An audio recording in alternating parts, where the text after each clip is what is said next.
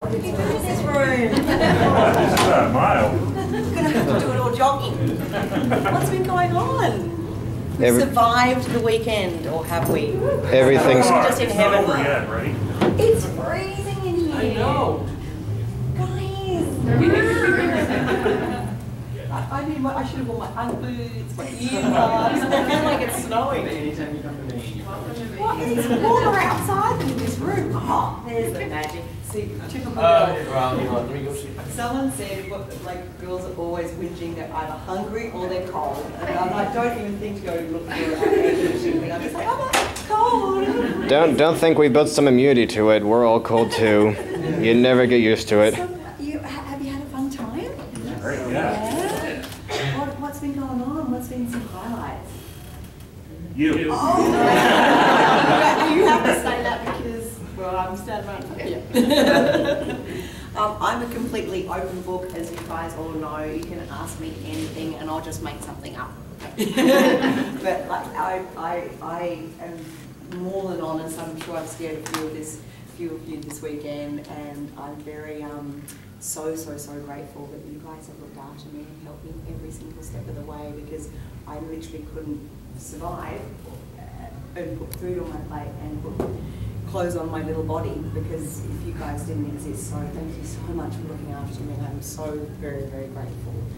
I love doing conventions. I love meeting you guys. I'm trying constantly to put energy into new projects. Recently we raised over $44,000 on a Kickstarter for a short film called Hashtag. And it's a really cool film.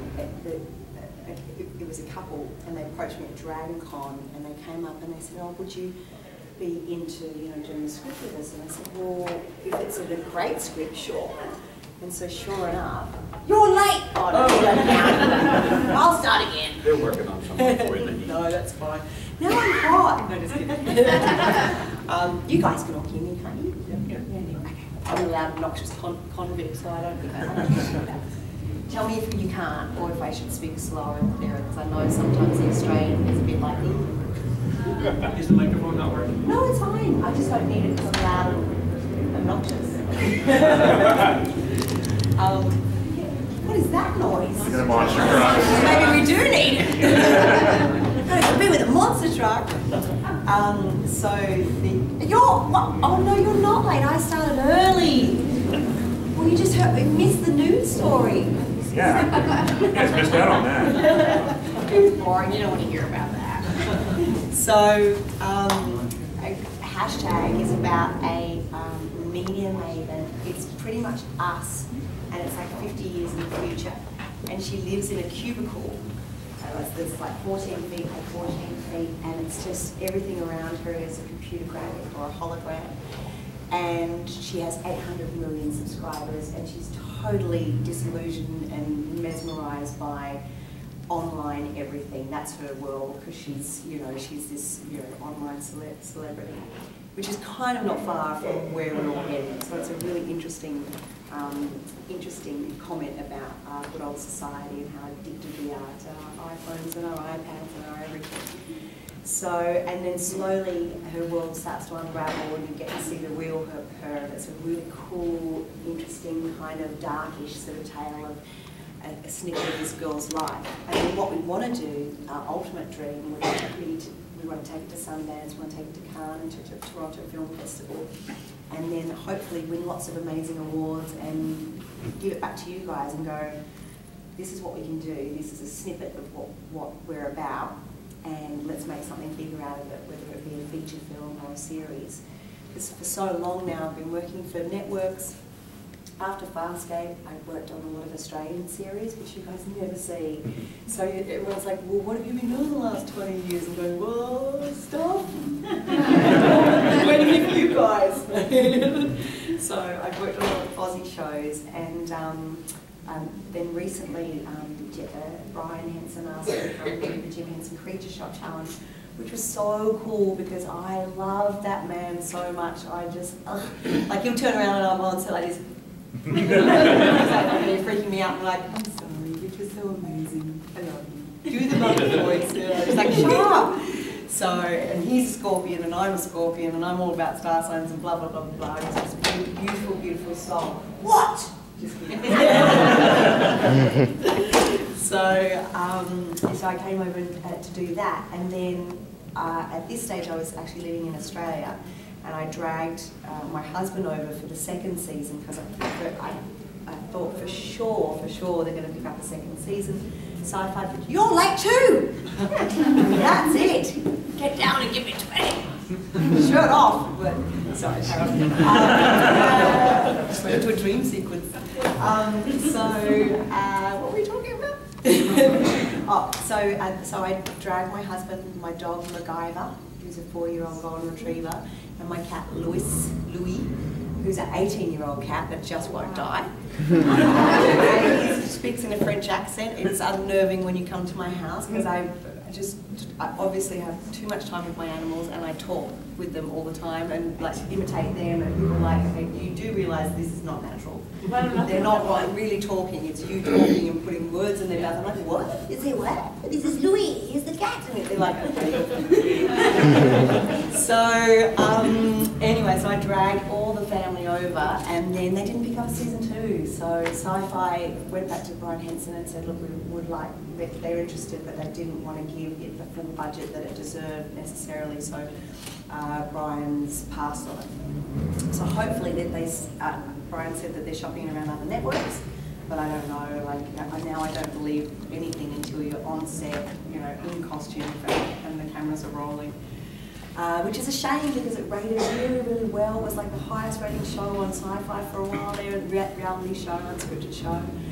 And so I don't know if we try and do another Farscape movement where we try and bring Jim Henson's Creature Shop Challenge back. But I just thought it was a beautiful show because it had so many cool elements. You looked at the, you know, they had to make the mechanisms literally, and then the fabrication and the whole design aspect, the storytelling aspect, and then they also had to get up and perform them as well. And I'm like, this is phenomenal. And within a matter of 3 days.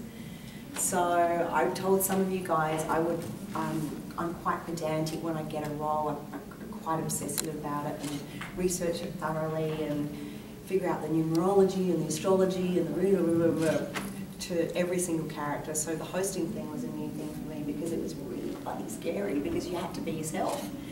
And usually being a character, you can play make-believe and you're safe.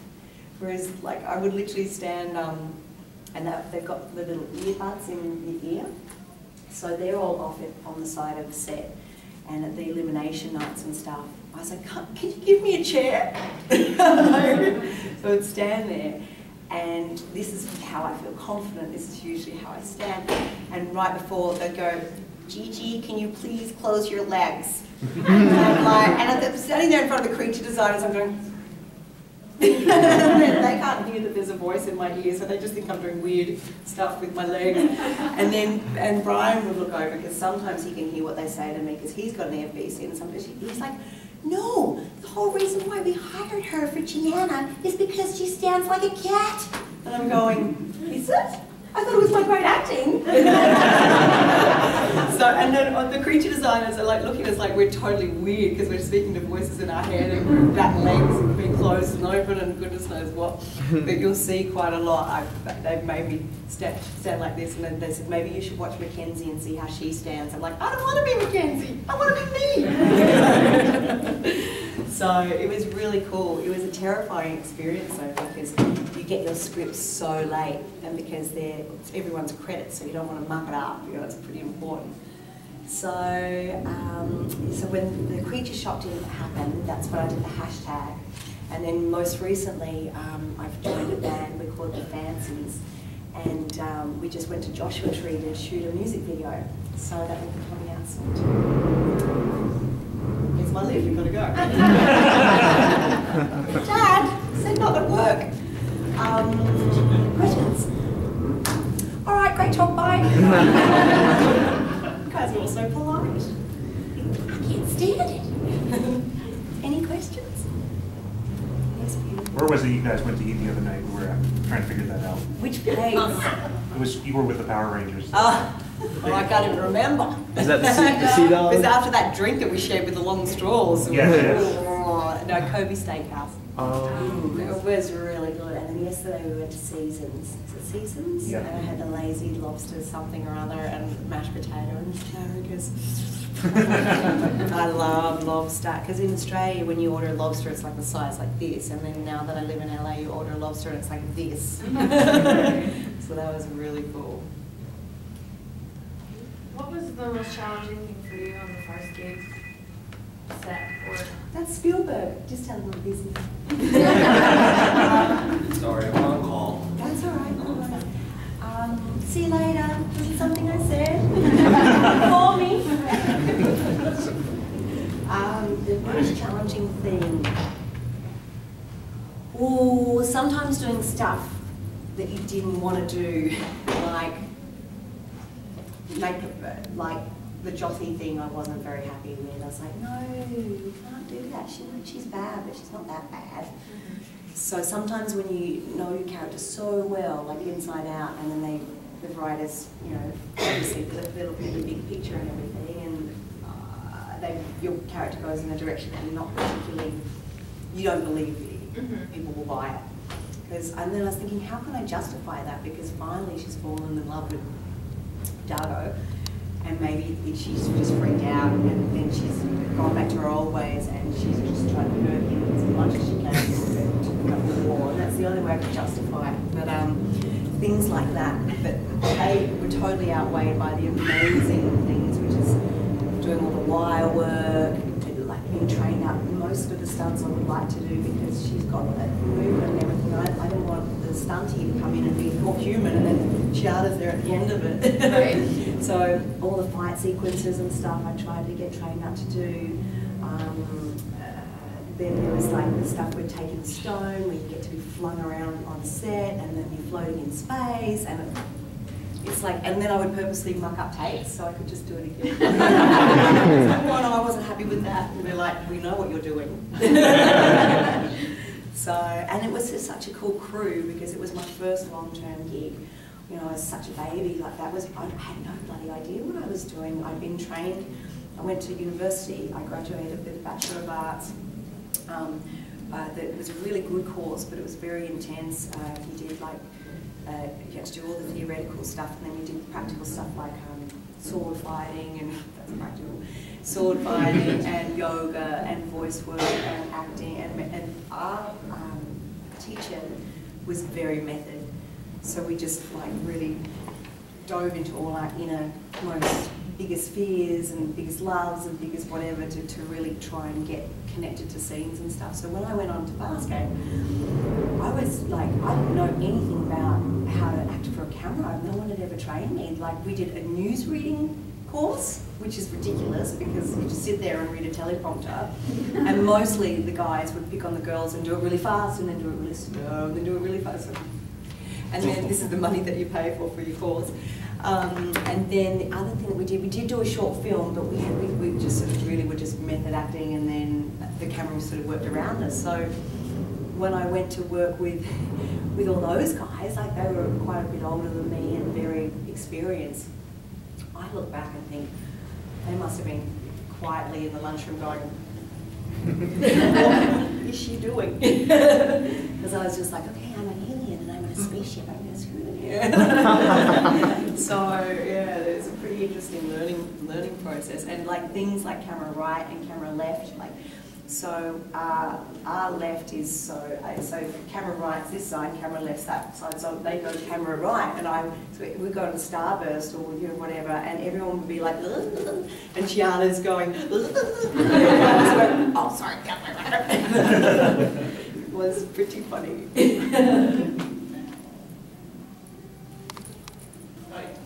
I was just wondering, number one, I just want to say is that Farscape actually keep talking. speech. I always say like Frel or what the yachts and everything. You've got the best accent. Yeah. Did you say lobster? I know, they actually get, everybody confused me. I've been raised and born here in Maine, so I don't know where this English accent's coming from. No. But, my question is that did you you personally have like a little stuff or a little puppet or Rigel, and anytime you get mad, you just throw it just to get... No, we would just do that to Rigel. It was really weird because when we brought out Rigel on the Creature Shop challenge, I'm getting goosebumps now thinking about I burst into tears because it was so weird. It was like your little brother's been in a box and he's all mouldy now and he's kind of scratched up, and they were like this, and I was like, Rigel, the years have not been good for either of us. So it was just surreal, really. They had to reshoot that quite a few times because when I was doing the little Rigel bit, I was like, just get it together, bloody actress. It was, the cool stuff about working with the animatronics is that puppeteers are so cool and so friendly and so open to any idea that you want to throw at them, and that's really nice when you get on a set and people are nervous and you're running on a really tight schedule. Sometimes you meet actors that have a very clear vision and that's their vision and that's all that the scene's going to be about, so it's so cool when it can be a real collaboration to come to the scene together and what you guys can put in. And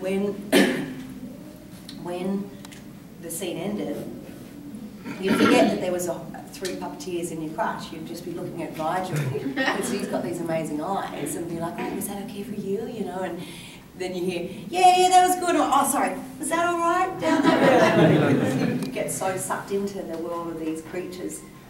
It feels like they're your brother or your lover or your hater or your whatever. It's very Moya, like Pilot. That was my grandma through and through. Like I would just look into Pilot's eyes and big, beautiful eyes and just be like, oh, hi, Grandma. So there's things that you connect to, and it was really weird. Like on set when they were literally ripping the set apart. It was devastating because that's your home, that's your womb, that's your everything that you've been existing in for and long days, like 16-hour days. The makeup took 3.5 hours every day for over 5 years, and around about an hour to take off. So you see yourself more as the creature. I saw myself more as Chiana over those 5 years than Gigi, because you get up in the middle of the night because they pick you up at like 4 in the morning, and then they drive you to set, which is like an hour out of the city. Because originally we were in Fox Studios, and that was so cool because they were shooting Matrix at that time, and really amazing. So you're like, oh, and I was, as I said, a baby. So I'm driving in, being driven in, sorry, and like going, I bloody made it. I'm a baby and I made it. Oh, done. And then season 2, they shipped us out to warehouses like an hour out of town that were literally like tin sheds. And I'm like, wait, what? Where's that? What?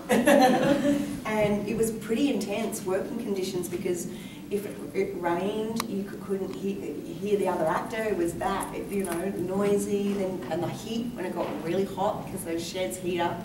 And there was like, we had portable air conditioners and stuff like that. But poor Dargo, Anthony had a hard time. He went into hospital a few times from heat overheating. And can you imagine them like receiving that in the emergency ward? Half Anthony, half Dargo, exactly. So it was pretty crazy. Yeah. Did I answer the question? Did I answer your question? My question was, is that you actually had like a little puppet at home? Oh yeah, then we could draw around. Got there kind of. Close enough. No, I would never. Rigel was my partner in crime. I absolutely love him. And those animatronics are a lot more valuable than us actors. So you have to be very cautious whilst throwing them around. But I like the times like where you get to puppeteer them yourself is pretty cool. Like they still work the mouth and the nose and the face and everything offset with the little Game Boy things. but like the time when there was that scene when we were in like a little what do you call it? Like a little capsule, and it's little Rigel's hand does the Titanic move, and that was all me puppeteering because they couldn't get a puppeteer in there, so I'm like, so that was kind of fun. Hey, so talking about your job, you make it sound less like a job and more like just a chance to go back to being a little kid and goof off with all the other people playing pretend. So, about the character Chiana, how long did it take you to get used to the character? Did it take you a while to acclimate to it, or did you just fell in love with her right away? She came and she got me. I had nothing to do with it. I just saw I never knew that we hadn't seen the show because it wasn't in Australia. And the very first audition, I walked in and I went, well, I know she's an alien, but how do you want me do you want me to act differently to a human? And he's like, no, I just want to see if you can act. And I'm like, okay, well, this is weird. What makes her an alien? Because I had never seen the set, I'd never seen the show, anything. So we just did the scene, which was pretty full-on scene. It was like crying, emotional, then, you know, seductive 1 second, and then huge, like it went through every colour of every emotion, and like, way to try and nail it. So then there was like easily 8 or 10 auditions, costume fittings. They at one stage wanted me to have fake teeth, so I went to the creature shop. There's a makeup test online, and I look like a rat. I'm like, I can't speak, I don't feel very seductive. And I'm just leaning out on the side, so we lost the teeth. The costumes are so cool. Like, you just watch it all come together. And then the first makeup test was about 5 hours, and it was insane because the first step is pinning your hair back and putting a stocking cap on it, which isn't the most becoming look. And then they put green foundation all over your skin to try and block out the pink, the blood under your skin. So I'm looking at myself like a Martian going, Pharrell, please keep it coming, like, keep painting more stuff, and then she just appeared, and I was like, oh, she's beautiful. Ooh. And she was just looking right back at me, and I don't know, and then I wanted to make, as I said before, like, I love Dark Crystal and Labyrinth, and all those creatures and critters are they're so complex, you know, they're not just, you know, a person with makeup on, they are that creature. And it's, you have no rules. So that's where she sort of came from, and I just wanted to, I was just wanting to find different ways of making her alien without acting, to try and find a real truth within that. So yeah, that's where she sort of came from. And every now and then, like the show that I did after it, because I did, you know, sort of 5 years on Farscape, and then I did 6 months on Secret Life of Us, which was just a girl next door. And it was so weird because Farscape, you get so used to having a team around you constantly patching you up because it falls off and it rubs off, and she was such a physical, you know, character as well, or an intimate character, or a crying character. So you just get used to these people constantly tweaking your costume and putting stuff on you and whatever. So when I went to work on Secret Life of Us, they do you up in the morning 45 minutes, and they don't touch you all day. I'm like, just, you know, it was just weird. It was like your little bubble would go on. I need more attention. It's like I feel so free. And you could see Chiana come out in that character because I've been doing this for so long, and all these weird alien things and perching on stuff, that every now and then I look at that character. Her name was George, and I would turn and go, you know, I'm like, that is not how a human being turns. And breathing in and having to remind myself to shut my mouth. There was an interesting director that came to work on the thing, and I was really excited because it was like the first female director. You don't often get female directors. I was like, yes, how awesome, you know, girl power, whatever. And so I was super nervous and super excited and everything, and it was like, you know, the scene, Chiana comes in and I'm like breathing people in and my mouth's open and I'm like this, and she's like, wait, cut, what are you doing? I'm like, she goes, what are you doing? I went, I'm just walking in the spaceship and finding the snake and stuff. And she's like, we don't want to see what you had for breakfast, close your mouth. And I was like, no, that's Chiana, man, that's open all the time. That's part of her. So it's really interesting to try and fit everyone's creative vision in and stay true to the character and still not get beaten up by the director. I have less of a question. Oh, I'm Rory, by the way. Basically, more of a, well, just something I noticed. Like, any question I had would be kind of half-assed. But whenever I like talk to people about a passion for like practical effects, puppeteering, and animatronics, they always pinpoint like Farscape. Really? Like it just comes up, like whether it's people I don't know or people or old friends. It just like if you mention anything like practical effects, you know, stuff like Jim Henson, all that stuff, like Farscape pops up every time. Like, Yeah, Farscape is, I mean, it's still surreal to me, like, and then the whole thing with the Creature Shop Challenge as well, like, I'm such, if any of you, it's pretty clear to see, I'm a bit of a wishy-washy, mishy-moshy, bit of a hot mess, I would say. Maybe not that hot, but more of the mess. But so you're hot. a lot of makeup, a lot of makeup. But like, I walk around with my foot in my mouth. Like, I'm one of those people that like the harder I try, the more I muck it up, and I'm so grateful that I got the chance to work with them. And then when they contacted me again for the Creature Shop, I'm like, yay! I'm so lucky. So anything Henson's is just a dream, a dream to be part of. And it doesn't feel like you're working for a production company. It feels like you're just part of the family. Oh yeah. Yeah. Oh, awesome. Awesome. I've Love got a that. two-part question.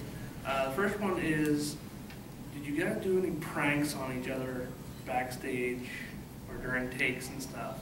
And the second one was, with all the creature effects and everything, have you like thought about teaming up with like Doug Jones or anything? I would love to. It's been a good work for me. I Here. just really want to be telling good stories. I love my job. I love meeting you guys. You guys inspire me every day to go, you do exist and there is a reason for living. So I want to continue telling really cool, beautiful tales that, you know, that aren't. I think sometimes I've really offended my agent in past years because I've turned down like hardcore horror films and stuff like that, and it's just not something that I resonate with. So I feel like the whole thing with the Kickstarter side of thing is absolutely awesome because you can, you know, join forces with people that want to tell these amazing stories. I think the biggest prankster on Farscape was by far Dargo, which was unfortunate for me because I spent a lot of time with that rat bag. And he would do like, because when he became captain of the ship, we'd all be listening to him like you were, right? So through his close-up, he would do a rah, rah, rah, rah, and everything's perfect. And then the camera turns around and it's behind his head, and he'd be like, listen up, like this, and we're all trying to be serious to take orders, and we're like, it's coming out of your mouth. So he's a bit of a cheeky one, that Dargo. So I'm pretty obsessed with Australian film, and I just want to know what the biggest differences are working on movies in Australia and working on stuff in the United States. Well, it's just, let me think, what's the difference? Or is there? There is, you get paid when you do American stuff. And they let you out at lunch, no. I think just SAG is very different rules. I think the union's stronger over here. I don't know whether that's a fortunate thing or not because people see it in different lights. But I have worked on, it was pretty full on, like the Creature Shop Challenge. Everything seems to be a bit bigger over here. Like in Farscape we would have 2 to 3 cameras, but Creature Shop we had like 20. It was insane. It was crazy. Like there's one over there and one over there and one on the designers and one on Brian's notepad and one over there. I'm like, this it was awesome.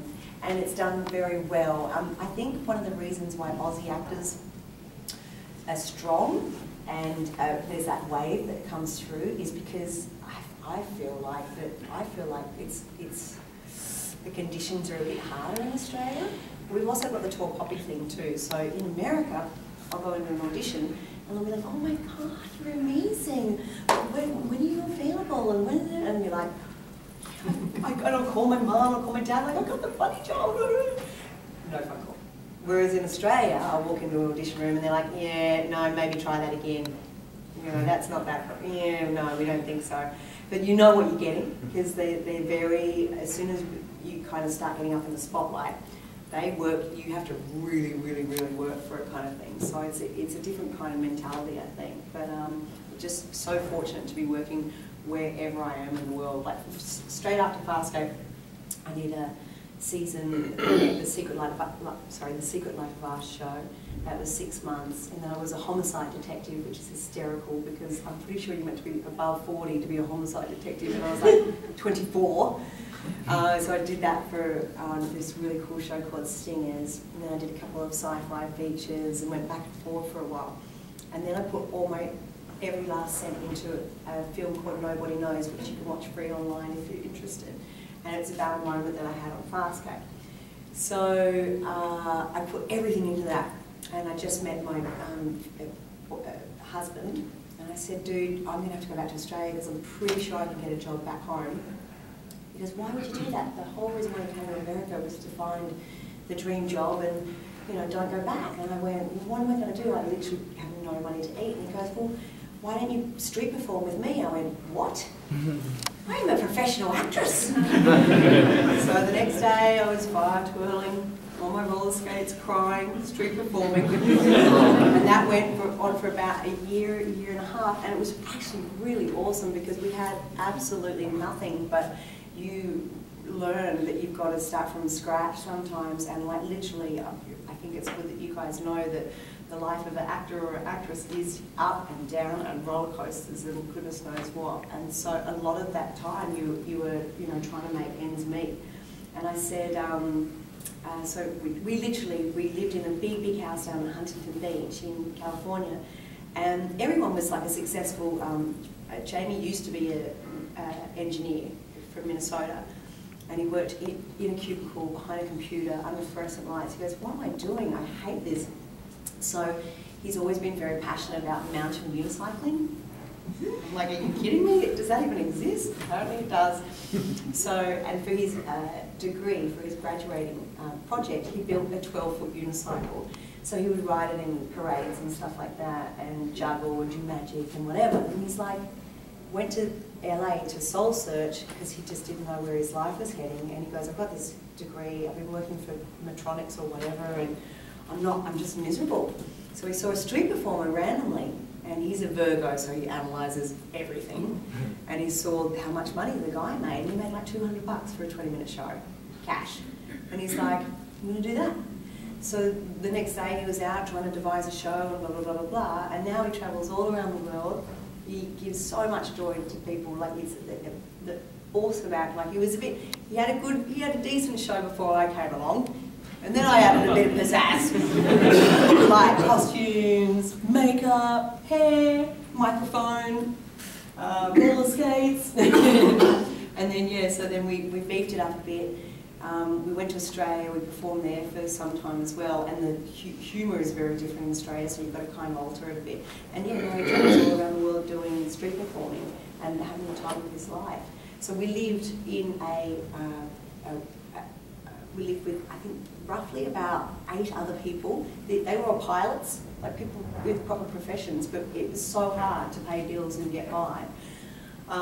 So we lived in a big house, and some of the people shared rooms, and Jamie picked the walk-in cupboard because it was an annex, but it was its own room. So he's like, yeah, move into my cupboard, street perform with me. I'm like, okay. So it's been quite the adventure. So we did that for like a year and a half. And then I put an audition down for Rescue Special Ops. And then within like, it was the most surrealist experience, because I don't know if any of you have ever been to Sydney, but there's like a big tower in the centre of the city. It's called the Sydney Tower. And my character was a paramedic, but it was, she does abseiling and rock climbing and all this kind of crazy stuff. I've got some clips on my website if you want to check it out. And that was cool because they trained us up for a month before, like throwing us off, like literally cliffs over the ocean, like insane. Because they wanted the camera to get as close to us while we're doing the action. They didn't want, you know, stunties always stepping in the whole time. So we'd literally been street performing for, a year or so. And then all of a sudden I'm walking down red carpets, being picked up by limousines, and I'm up the top of Sydney Tower. And the first scene that we shot was my character's trying to talk an adrenaline junkie down from jumping off the building. We get into a tussle and I end up going off and hanging off the side. So we get up there and we're rehearsing. It's just me, the other actor and the director. And I'm like, where's the cameras? Because usually it takes a while. You know, you've got like grips, you've got the best boy, you've got everyone fluffing around. No cameras. And I'm like, what's going on? He said, it's fine, just focus on the scene. I'm like, okay. So we're doing the scene we're rehearsing, and then a helicopter comes. And there's a guy hanging out the side with the camera, like, okay, action! I'm like, oh. And I went, what? This is the life of an actress, literally living in a covered street performing, to now hanging off the side of City Tower and being, thank you. So it's a very interesting journey. One thing that the actress said to, do you know Rachel Griffiths? She went to our university as well. She was a few years ahead of us. And it was our first year. At the end of first year, she came to talk to us about the business, and we're so excited, and so we can't wait. We're like, oh my gosh, Megan's supposed to go. And she walks into the class, and the very first thing she goes, if you can do anything, and I mean absolutely anything else in the world, do not act. It's horrible. And we're like, because it's bloody hard. We've just constantly got to be, not to say that in any way it's, you know, it's as good as what you make it. Like, you've got to keep a positive attitude about it, because it's very easy to get, you know, just a bit throttled with all to every audition I do. There's probably 100 auditions that I go for that I don't get. So you've got to kind of just keep positive about it, which is why, once again, these conventions are so amazing, because I, you know, come out of a week of auditions waiting for the phone to call, and then I rock up with you guys, and you're like, hey Gigi, oh my god, you're so good, and I'm like, hi guys.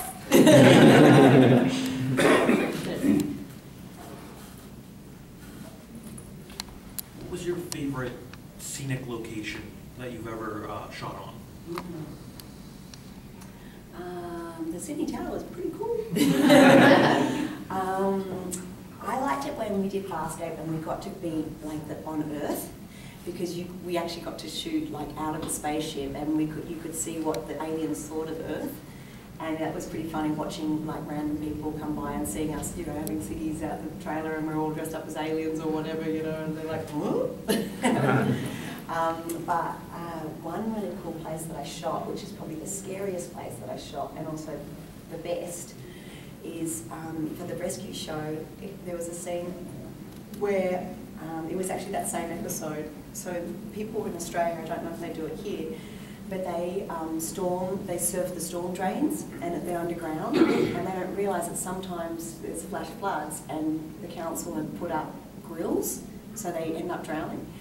So my character goes in, and she's like, you know, looking for the base jumper again, the adrenaline junkie, and I find him, and sure enough, a flash flood comes, and we get pushed up against a drain, and the water is rising and rising and rising, and it was absolutely terrifying.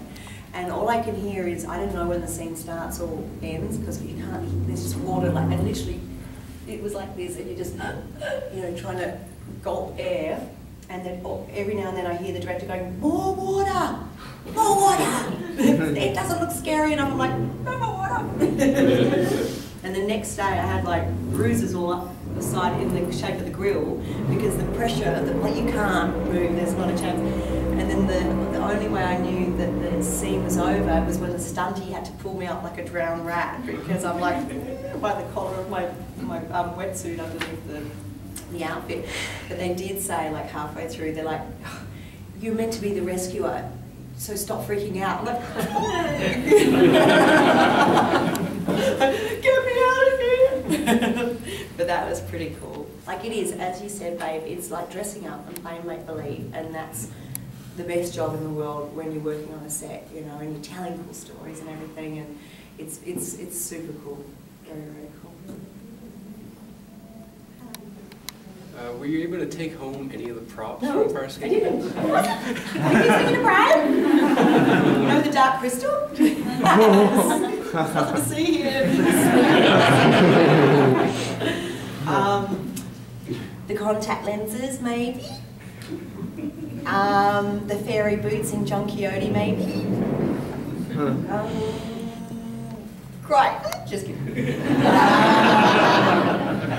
Let's see what else. Well, the fairy boots, I used to do like fairy parties on the side as well and do fire twirling and everything. So I had a party and it was very themed, and we'd finished John Quixote and they said you can just keep those boots because they're made for you. It's not like we can do anything with them. So that's I don't know whether they're still around or because I've moved now in so many different places. The contact lenses my sister and I wore to a party because we had a dress-up party and we were broke at the time, we had nothing to wear, and she's like, I'm going to go as Catwoman. I'm like, where are you going to get that from? I said, you know what, we could be like sci-fi slappers.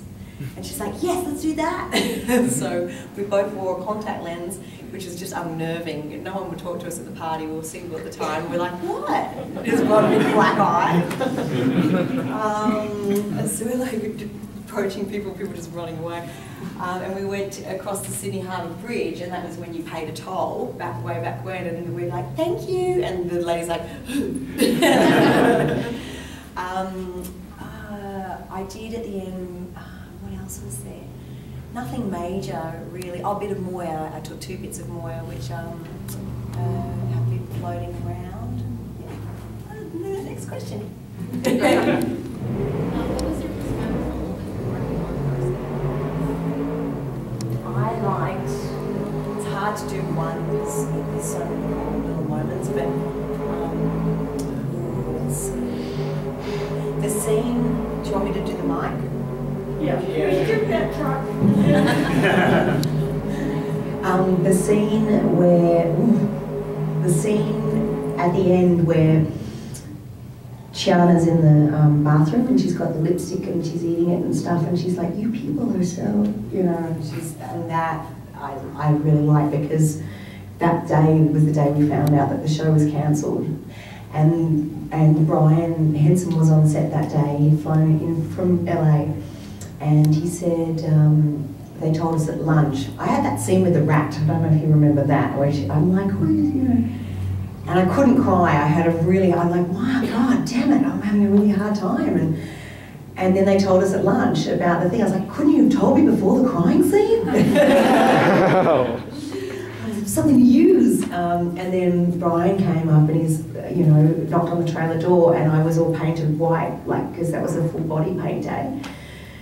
And he's like, just take it a day at a time, and it's going to be hard. I'm like, I feel like I'm going to rehab. I said, look, Brian, I love you. You're amazing. Please leave me, because I have now a very limited amount of time with Chiana. She's like my best friend, and now she's not going to be there anymore. So I just want to embrace these last few hours and fall into this scene. And that scene was perfect because it was all about her not understanding Earth and the rules and the regulations, and the makeup ladies freaked. Because I'm very hands-on and wasn't meant to eat the lipstick and wasn't meant to put my hand in the toilet and wasn't meant to do any of that stuff, and they're like going, bloody Gigi. So, and then it was really cool because in the final version, Brian Henson is talking over he's the doctor or whatever, going, well, Chiana, and blah, blah, blah. I'm like, yes, I'm in a scene with Brian.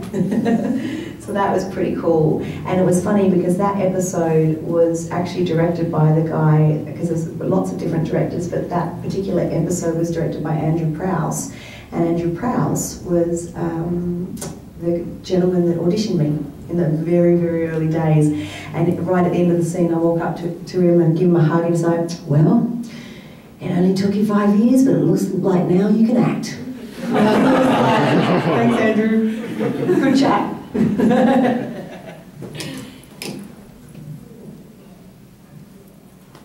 I was just wondering, I know that it was probably emotional when Zota Zan's character died, but I remember the episode when you and Friday actually got sucked into the video game and Zota Zan showed up at the end. Were you happy, and how happy were you actually to see her again? You are one big crazy full-on family, you experience everything with these people, and even more than everything, because you're making up these make-believe situations in your head. So the scene where she disappeared, there was no acting there, that was just pure, raw tears. And every part of that crew and every part of that Farscape family I just love so much. Love, love, love.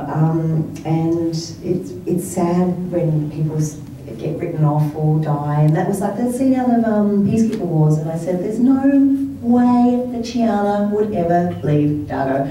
So I said, Ben, you're going to have to rip me off that guy because there's no way. I'm not leaving him on a planet. Are you kidding me? Bye, babe. See ya. What? So it's devastating because you do fall in love with them and you are connected with them. So when something full on happens to them or they get written off, or it's very challenging. I've got a funny little story I'll tell you too. Guys, tell me when we're finished because I'll just keep talking. It'll be next month. Everyone's skeletons. I look out, there's sleep skeletons. And then when I was 3, there's a funny scene right at the beginning of the early days, and you know how handsome Ben Browder is. So he, it was a scene where I give him a peck, and Chiana was thanking Crichton for saving her life. And she goes in for a little kiss, and so because the makeup falls off very easily, you can't do anything on rehearsals, so you just sort of go in and pretend and stuff. So then they call action, and I'm like, well, thanks for saving my life, and I went in for a kiss, and Ben's like, and on screen, I'm like, what? And he goes, you just kissed me. I'm like, it's in the script. He goes, well, but you put your tongue in my mouth. I'm like, how do you kiss? I said, I'm sorry. And then I look like a weirdo stalking the star of the show, you know. Great. But it's funny. It's weird, some of the things that you have to do. Very weird. I've scared you now. I just wanted to hear the story about the nickname Pip. I don't know, like I'm guessing you have to ask Ben about that, which is funny though, because when I was a little girl, my nickname was Pip, and I was like, huh? But I think it's something to do with great expectations, something about that. But that's a Ben question. Still to this day, I get asked a lot, I really should find that out. Oh yeah, because he's on speed dial. He's like, stop annoying me, Gigi. How often do you get to see like your other, other co-stars and stuff like that? Very rarely now, mainly just at conventions. Like the last time I saw Claude and Ben was in Germany, which would almost be a year from now. And it's surreal because we all got old. It's like, oh my. And they have like, when I spoke to Brian about because I went in to speak to him about Creature Shop, he said that there is a Farscape movie and that they are working on it. So keep on them. I don't know who's involved, it might just be the Rigel show. Everyone else is animated. But he's definitely, even on the Creature Shop challenge, he goes, guess what this is? And it was one of those big yellow envelopes with something in it. I'm like, what? He goes, it's the Farscape movie script. I'm like, give it to me. Nope. So I'm hoping Chiana's in there. I'm like trying to use my X-ray vision. Hello. One of the things about Farscape is it had great stories, but you always had humor in there. So that was great. And I'm wondering if it was, how fun it was to do the body swapping story. It was great, because that's the cool thing about a sci-fi is you can just do anything. And I was like, how on earth do you do Pilot and Dargo? Like, gosh, you just got to find little intricate things. Sorry, table. Little intricate things that, so Pilot's is the little claws, like, and the eyes, and that look in his eyes, and you just try and narrow it down to things that, when you think of them, you go, yep, okay, that's that. And then Dargo, I'm like, oh my goodness. And so I said to Ant, what do you do? And he goes, I never say won't, and I never say don't. And I'm like, what? He goes, I say will not, and do not. And even like that, you hear Dargo, I'm going, oh, okay, I'm getting there. So it was cool. The one where I had to do Naranti for another switcheroo thing was horrible. I can't stand prosthetics. I don't know how Dargo did it. I don't like Anthony, and you know, it's really intense because you've got it's like when Naranti's head was on, it covers your ears, so if you do that, your balance is put off, and then it had the robotic eye that goes zzz, zzz, so I'd hear this zzz, like, I'm like, what is going on here? And then it's like, oh yes, it's the eye. Very, very intense. I have a lot of respect for those guys wearing those prosthetics day in and day out.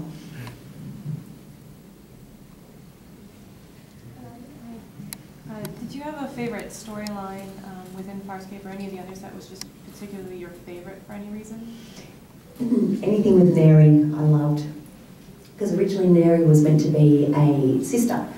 And David Kemper said, yeah, we're going to give you a sister. And I said, is there any way we can make Neri my brother? Because I was, my little brother is 10 years younger than me, and I had moved away from him, and we're very, very close. And I said, I can give you really good stuff if you make that a brother. And he's like, okay.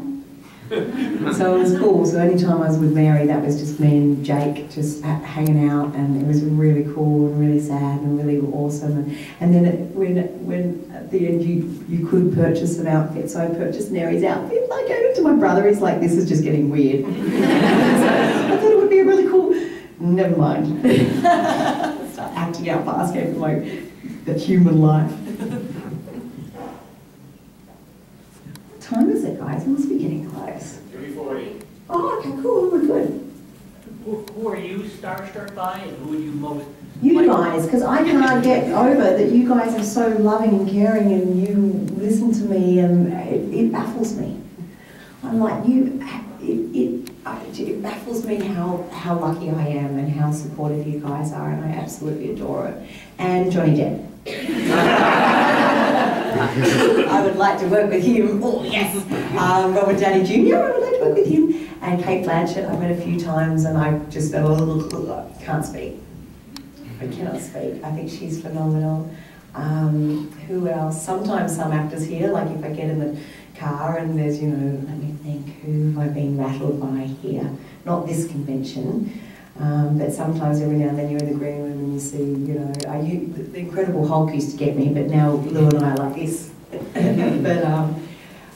it's pretty exciting. That's why these conventions are so awesome too. Not only do I get to hang out with all you guys, but then you get to meet these amazing other actors and artists, and it's awesome. Awesome. Hi, Chi. Hi. In Tricky Business, you were a private detective. Did you have to learn a lot about the laws and things that go in? Like, did you prepare by learning how to do the job? Or did you take anything away from it? I took it. Well, she was a debt collector, and I did take away a lot of debt. No, she's really interesting because she was a single mom, and she was interesting. She did do private investigation as well, and I love doing that stuff because I'm a Scorpion. So it's in my nature to investigate. Watch out, boys and their phones. So I was the first time that I'd done Rescue Special Ops and then moved on to Tricky Business, and it was a really cool cast. The other gentleman that was in that is actually the lead in Banshee now. Do you guys know that thing, Banshee? Anthony Starr. He's a New Zealander. He's a pretty cool cat as well. But it was so cool. It was the first time I'd been a mum. Oh no, I was a mum in Newcastle, but it was like a baby, a small child. This I had like a grown daughter. I'm like, oh, I'm getting old. Mama's getting old. So that was really cool. And I really like that show. I love working with Channel 9. I've done a lot of work through them. And yeah, she was a very cool character. There's not many characters I've ever had to play that I don't want to play. And I've had a really good run. Like, I've done Aliens, I've done Girl with Spina Bifida, I've done The Homicide Detective, I've done Junkies, I've done Princesses, I've done it's so cool. It literally is dressing up and playing make-believe. Was it hard for you after working on Farscape for so long? Was it hard to switch into doing real life roles? Yeah, definitely, because you're just so used to that shape. I'm pretty sure that because originally it was just that one episode, and I just went in and just going crazy, and really just pushing boundaries and stuff like that, and with all these funny movements. And I'm pretty sure if I knew that I had to do that for 5 years, maybe I would have never done it like that. Because I still, like, if I'm in a shop and trying on outfits, it's not right. Chiana's still in there somewhere, unfortunately. I've got to learn how to stand up straight. Pull my lower half in and stand up like this. Did you always know what direction Chiana was going to take in her character development? You never know, you really don't. And you shoot 2 different episodes at the same time, and you're doing dubbing over, because every single one of those episodes was dubbed over as well, because they from season 2 onwards, it was not shot in a soundstage, so you have to go in and dub everything over. So you do definitely get a bit confused, and then they're doing rewrites as well, because they can see the big picture and see what's working or what's not working. Anything you lived into a show that they loved and they just kept in it? Or Chiana? Yeah. All her mannerisms and all her little little ways and stuff, that was all came from here. And what else? It was really cool because Farscape, they did trust you a lot, and they did know that we knew our characters very well. All of Ben's stuff, like the little human things, like the 10 green bottles or whatever on the wall, that he made up a lot of that stuff, and he put it in so much ad-lib into his character. A lot of the times you'll do stuff that won't make the cut. They'll be like, okay, maybe just stick to the script. But in that aspect, Farscape was phenomenal, because they let you play, they let you muck around. And like when you have like the ritual of, pulling out your brother's chip from your stomach, or an intimate scene with whatever, you're like, well, we can do anything. What do you want to do, So I like that. I really liked it also when John Quixote was written by Ben Browder. And when I read that script, I always thought Ben Browder was like a straighty 180, like pretty, straight. And then I read that script, and I went, you are crazy. No wonder we get on so well. And that was really cool. And sword fighting, and but the funny thing was, he goes, I'm writing a script. You're going to be like in a game and stuff, and you can be anything you want. What do you want to be? I said, I want to be a fairy. And then I ended up being a pirate. I was like, wait a second, is this some cruel joke? But that was a pretty cool episode. John Quixote is definitely one of my favourites. Durka Returns, Clockwork Navari, Taking the Stone, they're all big Chiana episodes.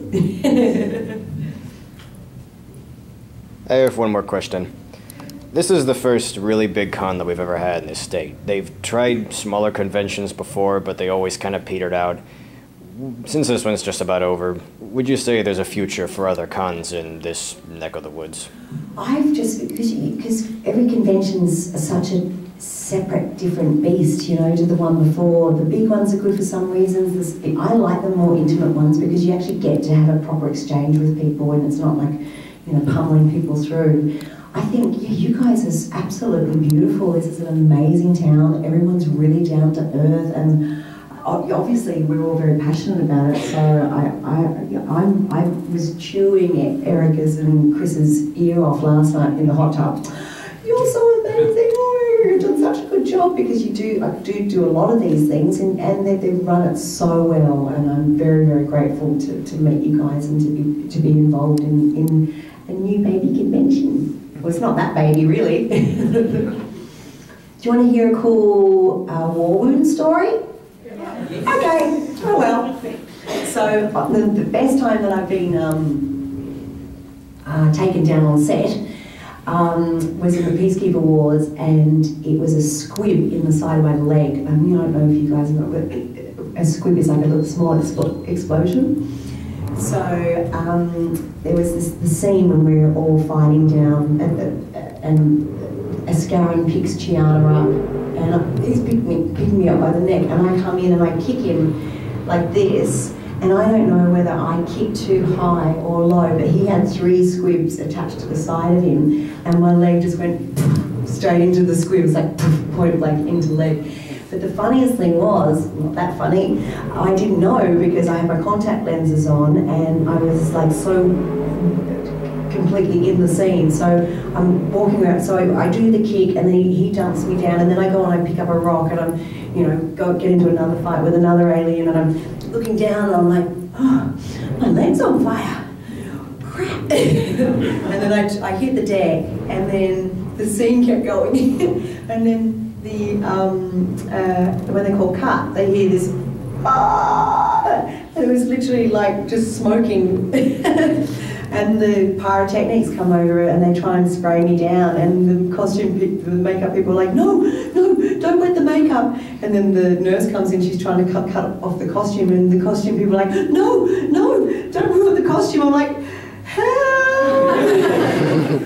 So that was pretty cool. And then so I literally had like a really good open wound there all through Peacekeeper Wars. So a lot of my stuff is shot from the waist up, because I was Chiana like here, and then human legs with like just my like Gigi skin hanging out literally. So that was probably the best time I've been taken down. Not to that you could really say it's the best time. It generally packed a punch though. Just so you know, that show is being shown right now on cable on channel 1. What Farscape is? Yes. Yay! You watch it all the time. Oh, really? Peacekeeper Wars is playing right now. Is it? Yes. Oh, but the only thing I'm telling you about Peacekeeper Wars is those eyes. I said to Brian, I said, Brian, you cannot take away Chiana's eyes. They're the windows to her soul. That's what makes you fall into Chi's world. And then he gave me those terrible snake cat eye things, and they were weighted because they were fitted to my eye, but one of them kept doing this. I would completely freak Erin out. She's like, your eye's doing that to you again? Like one eye would be like this, and the other one's like, and I couldn't tell because you're just looking through these little peepers. So, but I still think Peacekeeper Wars was great, and it was huge because it showed us, the love and the adoration of the fans, literally rebirthed this show. I'd seen the set being pulled apart, I'd seen the makeup packed away and the costumes shipped off, and like it was the care and the commitment of the fans that actually made it come to life again. So that was huge, but I still think we've got one more in us.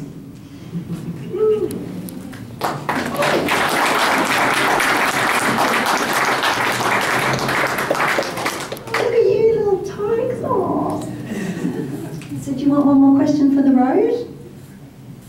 One more story. One more story. Well, the kids are here now, so I can't be that naughty. I don't know how strict the parents are. I've got a good story about a Jothi and Chiana scene, but I don't know whether it's suitable. Kids, put on your earmuffs. Just kidding. Let me think. Oh, now all my stories are dirty. Ask me a question. My head's going in a weird direction. All the boys are like, yes. Do tell. Thank you. Save me. Do you have any suggestions for Australian sci-fi that we should try and see, that we might not have seen here? Oh, let's see. Yeah, there's this really cool film coming out soon. It's called Hashtag. But it's not Australian. But it has this real hot Aussie blonde in it. We've got sci-fi is only just getting. I remember in Farscape days we'd have conventions and it would literally be like 50 people. And now they've got conventions and it's almost as big. They get up to like 20,000 and stuff. So we're growing in our world of sci-fi. But if you guys have never been to Australia, you have to go. I came here for you, okay? So do yourselves a favour and go there and spend a month travelling around, because it is one of the most beautiful countries. It's not polluted. There's not that many guns, not as many guns as America. It's very laid back. There's hardly any traffic, and there's a lot of very, very hot blondes, boys and girls, and it's all about lifestyle. Whereas now I live in LA, everywhere you go is, it's great. It's work orientated, work to your job and work some more. But Australia, on the lunch break, they'll be like, oh, come on, mate, let's go for a surf. And it's a really beautiful energy. So there's my travel tip for you. I don't know if that was the story that you wanted.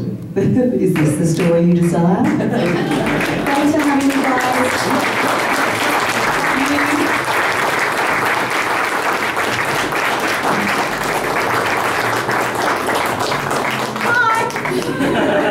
Thanks for everything.